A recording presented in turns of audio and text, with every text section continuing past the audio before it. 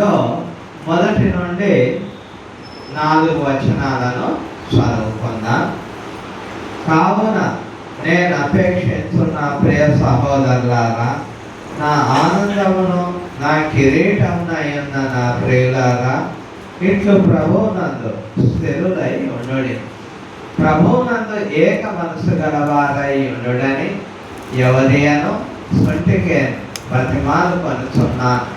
అవును, నిజమైన సహకారి ఆ స్త్రీలు క్లెమెంతుతోనూ నా ఇతర సహకారులతోనూ సువార్త పనిలో నాతో కూడా ప్రయాసపడిన వారు గనక వారికి సహాయం చేయమని నేను వేడుకొనుచున్నాను. ఆ సహకారుల పేర్లు జీవ గ్రంథమంలో వ్రాయబడి ఉన్నవి. అనేక సార్లు మనం స్త్రీలను గురించి చూసినప్పుడు ఆ సువార్త పనిలో సహాయపడిన స్త్రీలను గురించి మనం చూస్తున్నాం. ఇక్కడ అనేక విషయాలు ఉన్నాయి.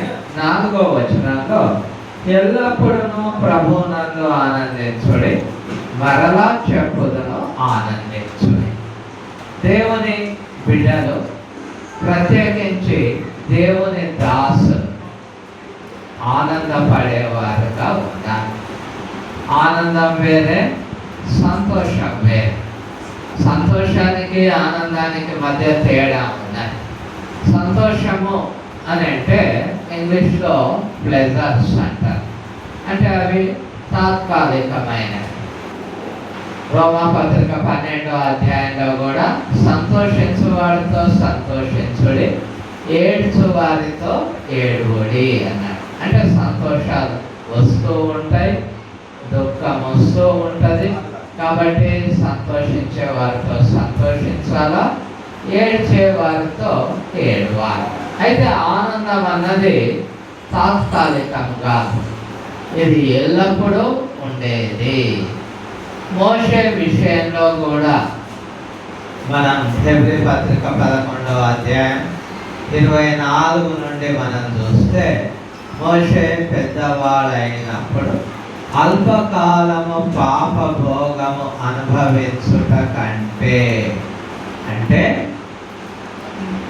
మరి పాపములో ఉండే సంతోషం, ఆ గొప్ప ఆనందం, భోగం అన్నది అల్పకాలం ఉంటాయి. సంతోషం అల్పకాలం, అయితే ఆనందం ఎప్పుడూ ఉంటాయి.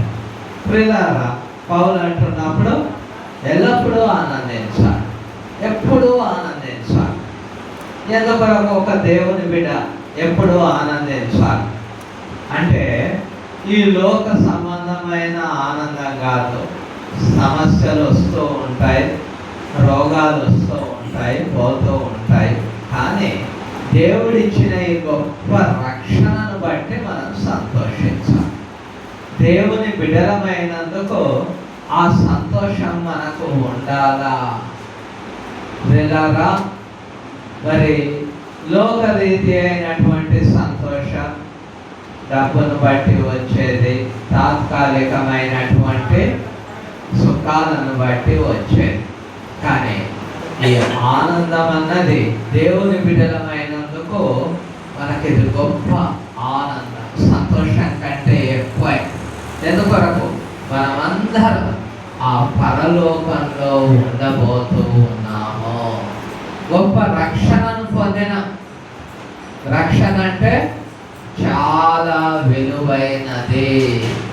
హెబ్రీ పత్రికలో మనం గమనించినట్టయితే 2వ అధ్యాయంలో, హెబ్రీ పత్రిక 2వ అధ్యాయంలో ఇక్కడ 3వ వచనం నుండి మనం చూస్తే, ఇంత గొప్ప రక్షణను మనము నిర్లక్ష్యము చేసిన ఎడలా.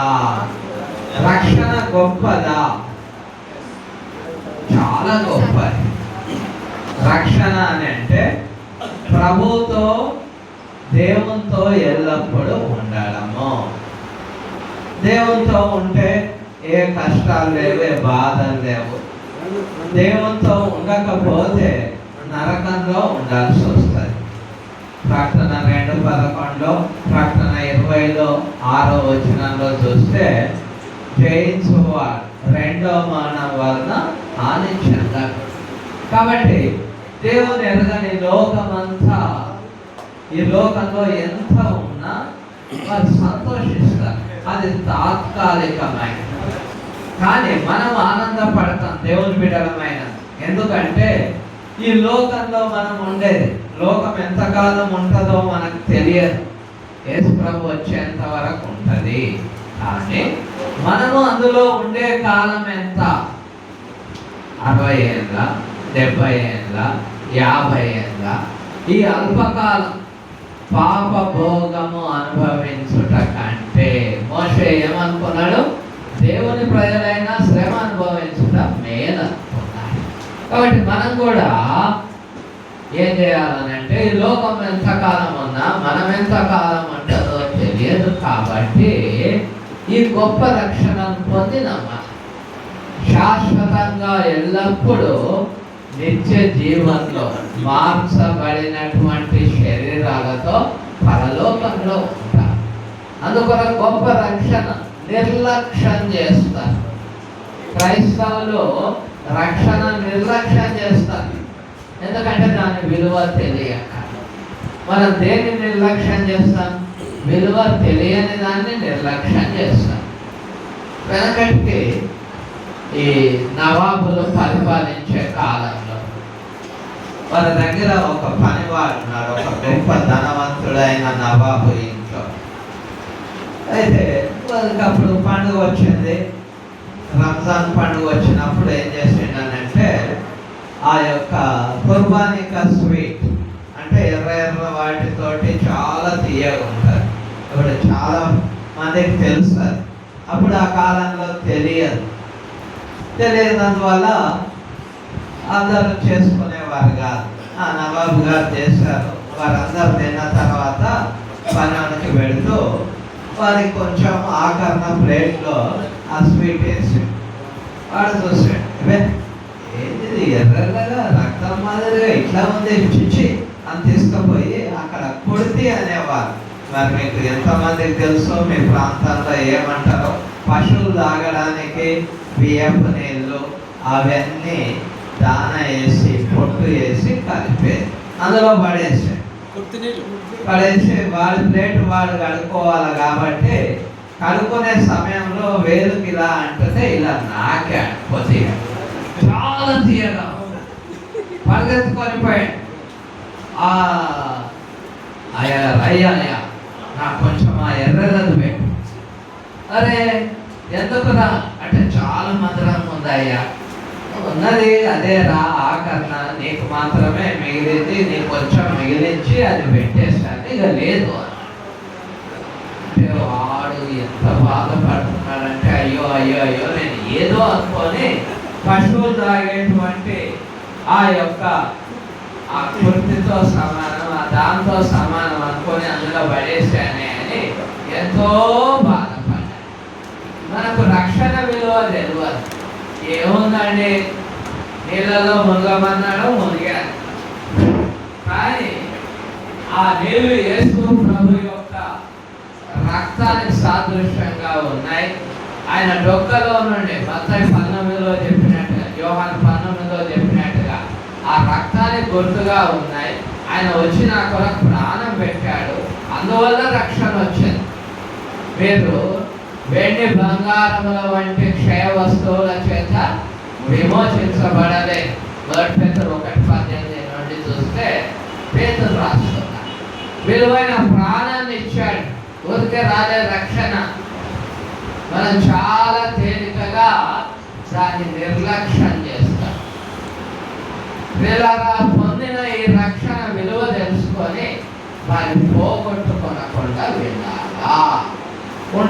అందుకొరకనే ఏమంటున్నానంటే, ఈ గొప్ప రక్షణను నిర్లక్ష్యం చేయకుండా ఎల్లప్పుడూ మనం ఆనందించాలి. దేవుని బిడ్డలైన వారందరూ ఎల్లప్పుడూ సంతోషించాలి. మరి ప్రత్యేకించి సేవకులైన వారు కూడా పౌలు చెప్పినట్టుగా ఎల్లప్పుడూ ఆనందించవలసిన వారై ఉంటూ ఉన్నారు. ఎల్లప్పుడూ ప్రభువునందు ఆనందించుడి, మరలా చెప్పుదును ఆనందించు. ఎల్లప్పుడూ ఆనందించాలి. అంటే కష్టాలైనా శ్రమలైనా ఒకవేళ పరిస్థితులు బాగున్నా ఎప్పుడూ సంతోషపడేవారుగా ఉండాలి. ఎప్పుడూ సంతోషపడడానికి, సంతోషపడకపోవడానికి కారణాలు ఏంటి అని అంటే, మనము ప్రయాస పడుతున్నది దేవుని సేవకులమైన మనం గొప్ప పని చేస్తున్నాం కాబట్టి, దేవుని కొరకు పని చేస్తున్నాం కాబట్టి అని ఎరగకపోవడం వల్ల మనం సంతోషపడాలి. సమస్యలను బట్టి, సమస్యలు ఉంటాయి, సమస్యలను బట్టి మనం సంతోషపడాలి. దేవుని సేవ సంతోషంతో చేసేది. దేవుని సేవ అంటే సంతోషంతో చేసేది. మీరు నమ్మినా నమ్మకపోయినా, మీరు గమనించిందో లేదో, మా ప్రియుడు దేవుడి వాక్యం చెప్పిన తర్వాత నేను ఎక్సైట్ అయిపోయాను. తర్వాత నేను అనుకున్నాను, నన్ను నేను కంట్రోల్ చేసుకోవాలనుకున్నాను. ఎందుకొరకంటే నాకు చాలా సంతోషం కదా. ఒక సువార్త కూడిక, బైబిల్ క్లాసులు పెట్టాలని అంటే పెట్టడానికి ముందు ఆ ప్రేమ ఉండాలా. ఖర్చుకు భయపడతాను. ఎడ్చర్లలో నాకు పెట్టాలని ఉంది. అయితే సమస్య ఏంటనంటే మీ అందరికి దూరం అవుతుంది. ఖమ్మం నుండి ఇక్కడ రాజమండ్రి నుండి వచ్చేటువంటి యశ్వాదానికి, మిగతా వారికి కొండ ప్రాంతం నుండి, మార్కాపురం ప్రాంతం నుండి వచ్చే వారికి దూరం అవుతుందని నేను ఆలోచిస్తాను. అంతేగాని నాకు ఇటువంటి కోరికలు పెట్టాలని చాలా ఆసక్తి ఉన్నది, సంతోషపడుతూ ఉన్నాను. ఈ విధంగా సంతోషపడాలి. మనం కూడా దేవుని పని జరుగుతున్నందుకు సంతోషపడాలి. ప్రియమైనటువంటి దేవుని బిడ్డలారా, దేవుని పని ఏ విధంగానైనా జరుగుతుందని ఒక దేవుని సేవకుడు సంతోషపడాలి. ఈరోజు నమ్మాపేటలోని ఇతర క్రీస్తు సంఘాల వారు కూడా వచ్చి యవనస్తులు, పెద్దవారు పాల్గొనడం నాకు చాలా సంతోషం. ఎందుకొరకు అని అంటే సత్యం ప్రకటించబడుతున్నదని వారు గ్రహించి వచ్చారు. ఇదే ఫిలిప్పీ పత్రిక 1వ అధ్యాయంలో చూస్తే 15వ వచనంలో, కొందరు అసూయ చేతను, కలహ బుద్ధి చేతను, మరికొందరు మంచి బుద్ధి చేతను క్రీస్తును ప్రకటించున్నారు. వారైతే నా బంధకములతో కూడా నాకు శ్రమ తోడు చేయవలనని తలంచుకొని శుద్ధ మనసుతో కాక కక్షతో క్రీస్తును ప్రకటించున్నారు. పౌలు సమస్య, కొంతమంది ప్రకటిస్తున్నారు. లోకంలో ఏమంటారు అంటే గుంపులో గోవింద, లేకపోతే ఒంటుకు గంతేయడం. అంటే ఏదో మనం కూడా గంత వేయాలట, అందరు వేస్తున్నారని గంతేశారట. పౌలు చెప్తున్నాడు వాక్యాన్ని అని కొందరు ఏం చేశారు, కలహ బుద్ధి, మరికొందరు మంచి బుద్ధి. కొందరేమో మంచి ఉద్దేశంతో సువార్తను ప్రకటిస్తున్నారు. కొంతమంది పౌలుకు బంధకాలను కలిగించాలని ప్రకటిస్తున్నారు. అయితే పౌలు ఏమంటున్నారు ఇక్కడ అయితే 18వ వచనంలో, ఆయననే విషయ చేతనే గాని సత్యం చేతనే గాని ఏ విధము చేతనైనా క్రీస్తు ప్రకటించబడుతున్నారు. అందుకు నేను సంతోషిస్తున్నాను. సరే, నా మీద కోపంతో వాళ్ళు ప్రకటించిన, నాకు శ్రమలు కలిగించాలని ప్రకటిస్తున్నా. ఎట్లా కలిగిస్తారు? అదే పౌలేవండి, ఆయన సేవ చేస్తాడు.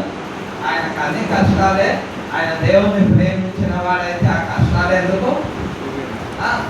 ఆయన పెద్దగా ప్రసంగాలు చేస్తాడు కానీ వాక్చాతుర్యం లేనివాడు. 2 కొరింథీ 10:10లో కొరింథీ సంఘస్థులే అంటున్నారు, ఆయన రాతలు బలీయమైనవి కానీ ఆయన ప్రసంగము త్వరగానే. ఏం చెప్తాడండి? ఆ గొంతే లేదు, ఆ వాయిసే లేదు, వాక్చాతుర్యమే లేదు. అవి కాదు కావాల్సింది. సత్యం చెప్తున్నా, సత్యం చెప్పాలి. అయితే ఈ విధంగా అనేక సమస్యలు అయినా పౌలు సంతోషిస్తున్నాడు. ఎందుకొరకు అని అంటే